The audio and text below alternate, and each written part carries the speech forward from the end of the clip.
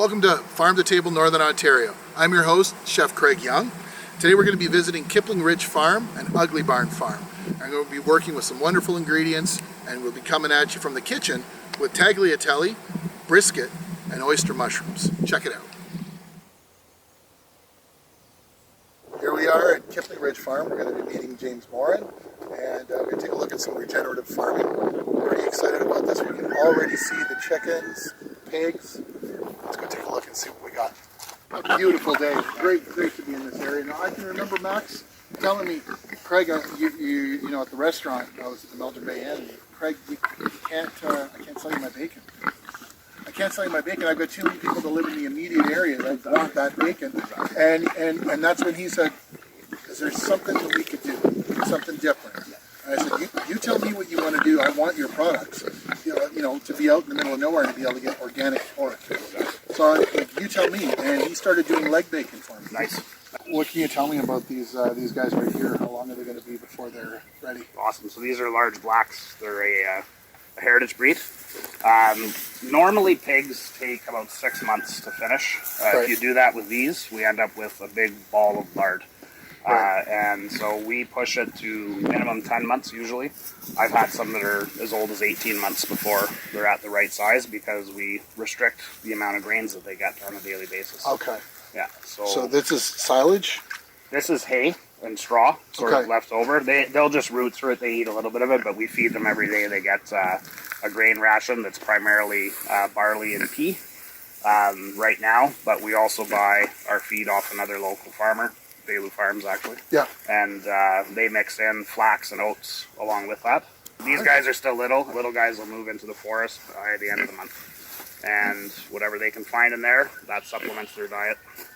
1979, there were only 18 of these pigs left on the planet. How did you come into that? There's two farmers that did a lot of importing over the last 8 years. And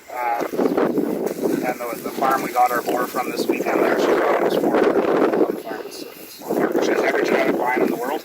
And so we're going to start working with them because they're, you know, that's a little bit of rooting because I think they're trying to make a wallow now that it's getting warmer. But besides that, they're super light on the land. You know, a little bit of fixing here and there is fine. They can be fed solely on pasture and hay. It's the only pig in the world that's been shown to do that. We'll always give them a bit of grain because winter's a bit tough here. So they overwinter well? I mean, do they have a little bit more resiliency on account of the fur? Exactly, and fat. They're a fatty pig. Oh, really? They're supposed to be remarkable for sure because of that. So, and they're smaller. So you'll see, you know, they're a little bigger than perhaps butcher weights or almost right where you'd want them. These are a mix of Duroc and Yorkshire. Is that the different coloration on these? Exactly. Durocs can tend to be red, and the Yorkshires and land races are very pink, and this is sort of what's used in barns, right? So your conventional pigs, but the Yorkshire is a heritage breed. It's been around for over 100 years. Okay. Durocs too.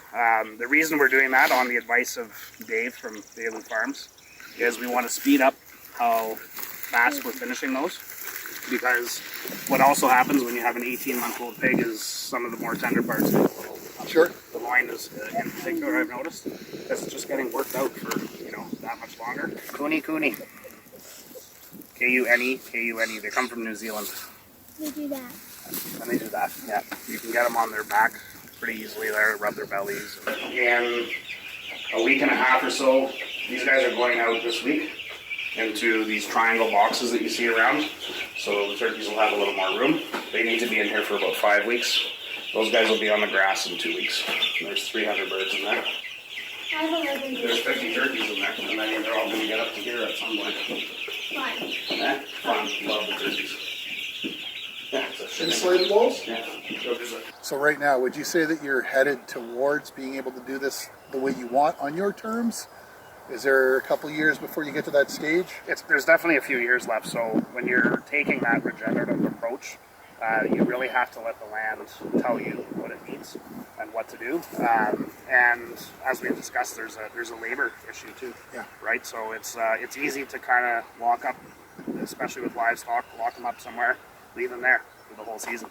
Your kind of work is done at that point. But we're using them as, you know, partners in what we're doing here to constantly improve the land, which means no need for fertilizing, no need for chemical control.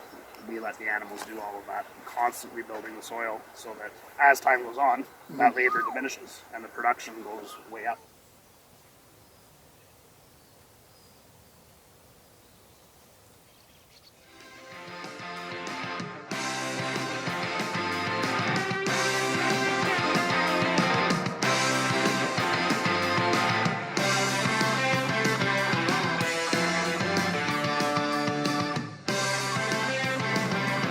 So right now I'm looking at what seems to be your pantry, all of your ingredients to create the recipes.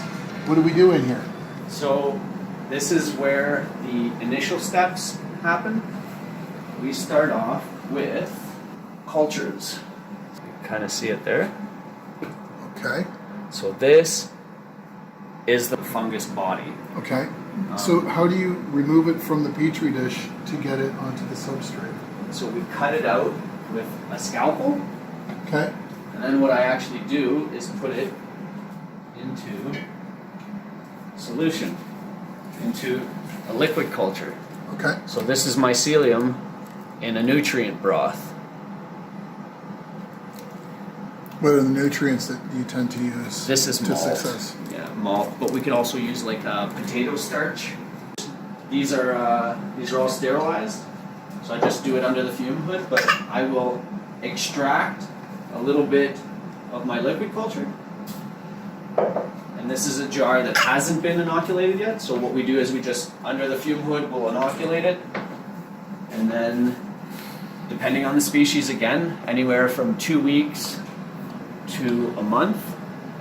So this one's, So is this the type of barley that you put it onto? so it's a rye. Okay, To get our substrate blocks cooked or sterilized, we just pump steam into this vessel for 18 to 24 hours, and then everything's good to go. Everything inside is dead. There's no bacteria, there's no competing fungus. And then from this point we move to the lab where we inoculate it with the species of our choice. And then when everything's said and done after incubation, we end up with these blocks here. it starts out like this. What actual material is it? So we have wood chips and bran. So for the water that you're using here, are you using distilled so you can control your environment, or are you using well water? We are using well water here. Okay. So And that's working well. that's for you. working. That's working well for me. I see I what you did didn't there. intend for that. These have completely colonized. We just use one of the bags. Again, under the fume hood, we just inoculate it, seal it up, and then let everything colonize. And then you just get your ready to grow block. And as long as you're keeping the door closed here, you're able to continue doing this year round. Yeah, that's Yeah. right. Yeah. The incubation room, this is the next level. How long does it stay here? So again, depending on species, anywhere from 2 weeks to 3 to 4 months. Shiitakes are way in the back because they take the longest. You were just cutting open The substrate block, I'm not exactly are these sure. going to be with the oyster mushrooms? Yeah, so these ones here are labeled oyster POB, so Chlorotis austratus, and I have the B just to indicate that it's a black oyster. Okay. So what I do, I just disinfect my blade. I just make a good cut like that, and then fold your bag over. Just tape it, and just make another cut like that. Open it up, Okay. and then I just put it in my fruiting rooms. So it's almost like a cauliflower mushroom almost. Eh? Yeah, and they're real dense. These ones, I love Herinaceum? them. Hericium. Hericium erinaceus. Gotcha. That's beautiful. So this one kind of looks like a brain. I like those ones. They make good Facebook pics. Yes, they do. And the chestnuts, these are actually my strain that I developed. Those are beautiful.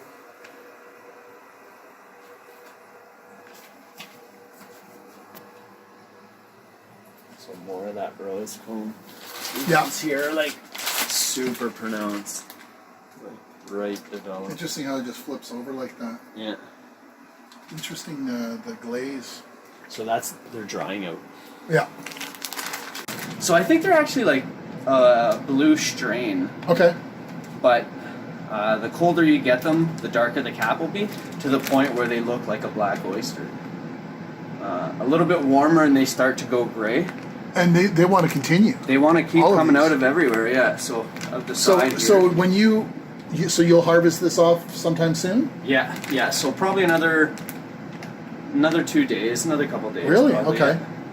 yeah. So are there any really difficult to work with, or just something that you're really blown away by? What are you working with now? So right now we're working with black oysters, we're working with lion's mane, chestnut, and shiitake, but there's definitely a few on the horizon that we're trying that are a little bit out there. Like one's Pinella stypticus. It's a bioluminescent mushroom, meaning that it glows in the dark. So we're going to try that. That's a non-edible, but we're going to try and do some fun things with that one. We've got maitake, a great, you probably know it, Yeah, great gourmet, and also a great medicinal.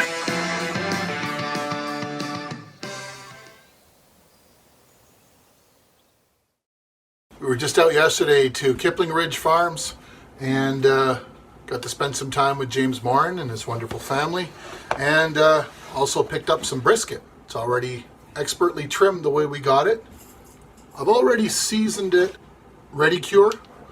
Basically, you want 20 grams of this for every kilogram of meat for 24 hours, and it'll have some pretty good penetration, especially on a cut like brisket, because as you can see, it's got a lot of permeation, a lot of open musculature, so it's not going to be overly difficult for that brine to permeate. You melt the curing salt in hot water once it's sort of dissolved in, and then you add some ice to it to be able to cool it down. You don't want to put hot water over top of your meat. I've got a spice blend here of allspice, juniper, black peppercorn, and a little wee bit of onion and garlic. And we're just going to give that a good coat. I've already got a good 20-minute start on the smoker to get it up to temperature. I did this last time with a little bit of mustard to help with sticking the spices, and was just curious as to whether it was really a necessity to bother with the mustard. It's typical to just use straight dry spice, and you get a good coating on all sides. It's just going to help with building what's called bark, the smoky outer ring around the meat. There, that's plenty.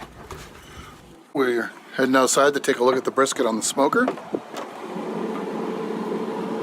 That's all there is to it. Just you got your seasonings here, and you can see the way that it's set up. I've got it on smoke. We're going to flick that up to medium.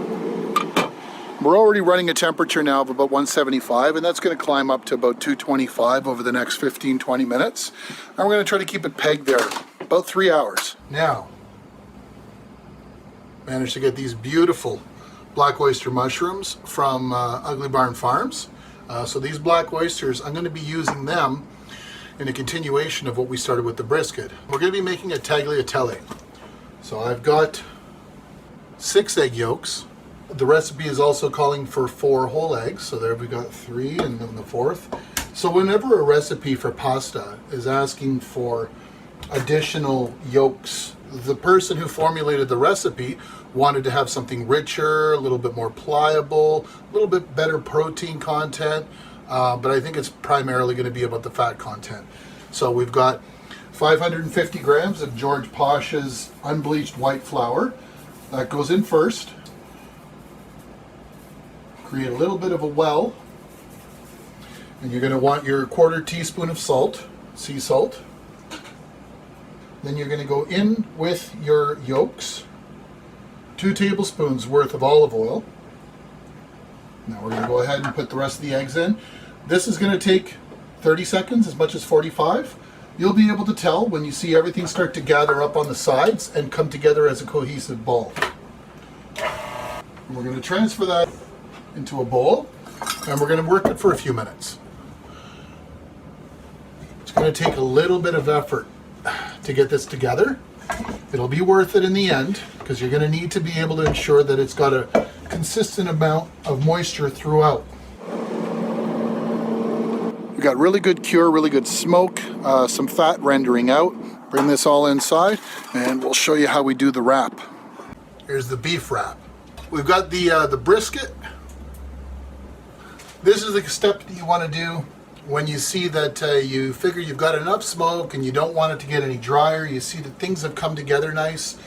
You've generated a little bit of what could be considered bark. And that's where doing the wrap is really going to start to help out with controlling moisture loss. So I've got 2 pieces and I'm going to do some foil. And this, fine to just put it right into the pan like so. I've got it set at 225. Now it's off to the oven to do a 4-hour tour. It should look somewhere between Montreal smoked meat, corned beef. That's what we're going for, and really excited to see how it turns out. So we're making some fresh pasta. Here's what one of the sheets I just made a moment ago looks like. What I was just doing is when you do roll out the pasta the first time, it starts out, ends up about double that, about down to here. I cut that into 4 separate pieces and then I roll it out till it gets down to about a 1/2 inch. We'll even go a little wee bit thinner. And you do want to try to see if you can have some way of starting out where the sides aren't too torn. You can see it's mostly smooth. Depending on your pasta machine, there's going to be different settings. And so this I'm going to put through on the first setting, which is setting number 1. So I'm going through all the different settings right now. We're up to the 3rd setting. There we go.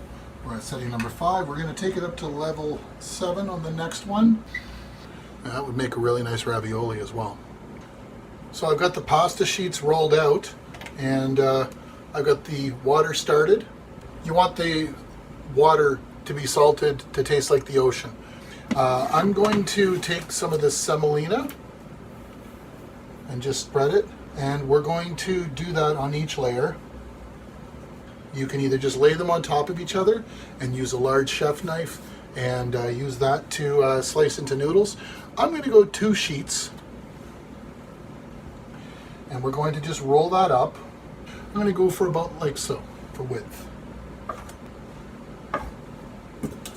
Some of the edges might get a little wee bit rough like you've got right here. That's okay, it's rustic. So a nice dry bowl.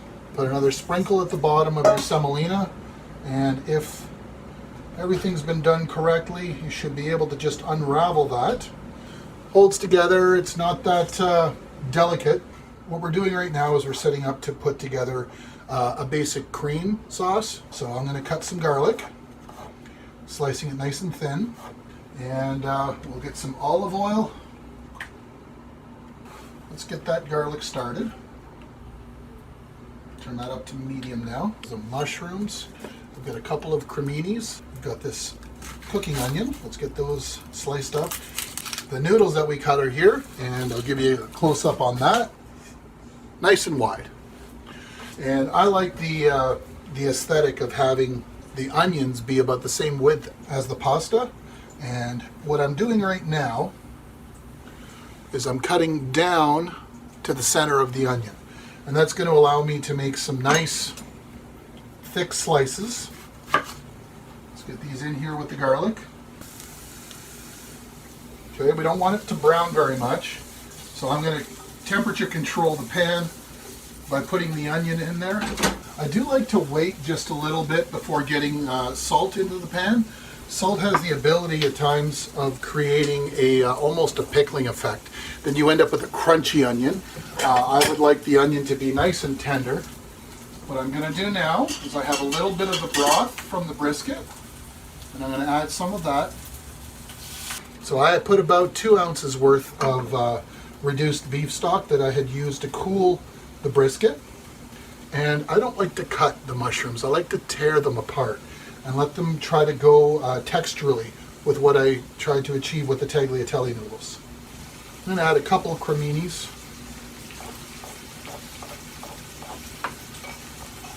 The one that got away. I can see now that the stock has just about reduced out of the pan, and that's fine. Time to make sure everything gets moved around. That is a nice time to be adding the mushrooms. which we have here. So let's get those added in. And I'll take these slices of brisket. And there's going to be a little bit of fat in this, and that's completely typical of this cut. It is a rich cut. It requires a long braise. I'm going a little bit thinner than the noodles because I'm not putting as much of this meat in there. The broth and the noodles are going to be really noticeable for flavor. So there we are with the sliced brisket. Add that in. We've got the sauce getting started. And pasta water, real exciting stuff.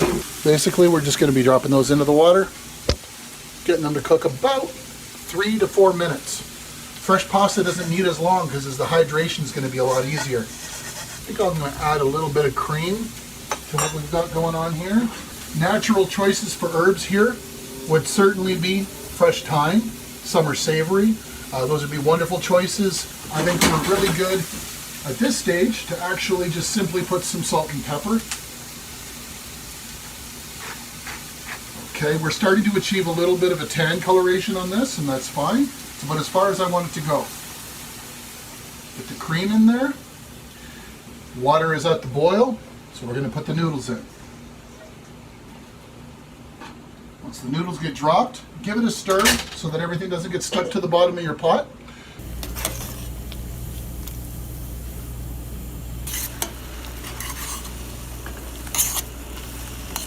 Okay, the noodles, I've already taste tested them. We're good. And I'm ready to remove the noodles. I gave a little test of the sauce. The garlic is nice and subdued. The onions are sweet and aromatic. This little gem loves earthy tones. This is nutmeg. So what I'm going to do is just grate a little bit of nutmeg in there. And I'm going to give that a swirl to ensure that it's got good consistency. I'm happy with that. The salt and pepper are on point. I'm going to up that temperature, and what we want to see is a little bit of a boil start. There we go.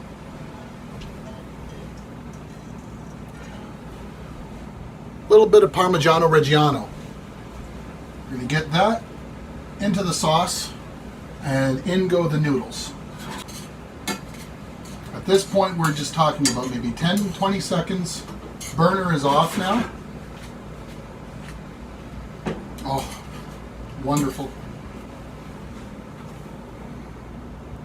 There we go. One thing that's a little bit of a trick is turn your hand over. How does this go again? Turn it over. Grab your pasta, give it a turn. Center over your plate. And just sort of release that. Try to, a little bit of a stacking effect is what we're doing here.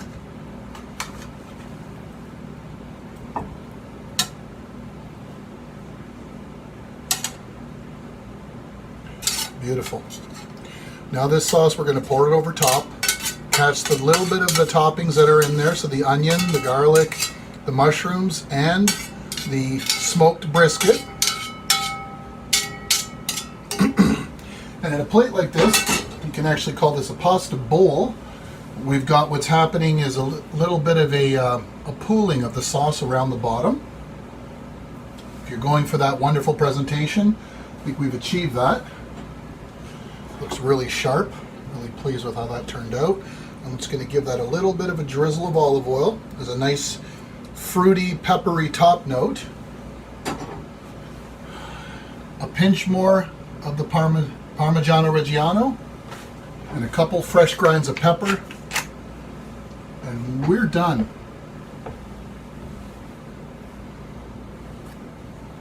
There you have it. Smoked brisket with black oyster mushrooms and fresh tagliatelle. Northern Ontario on a plate. Enjoy. Thanks for watching, and most importantly, thanks for supporting your local farmers. Check out our Instagram and our Facebook, and of course our YouTube channel for full recipes and additional content. And be sure to check out your Farm to Table Northern Ontario merch. Get some today. We got t-shirts, hoodies, hats, whatever you need, we've got it. Take care. Thanks for tuning in.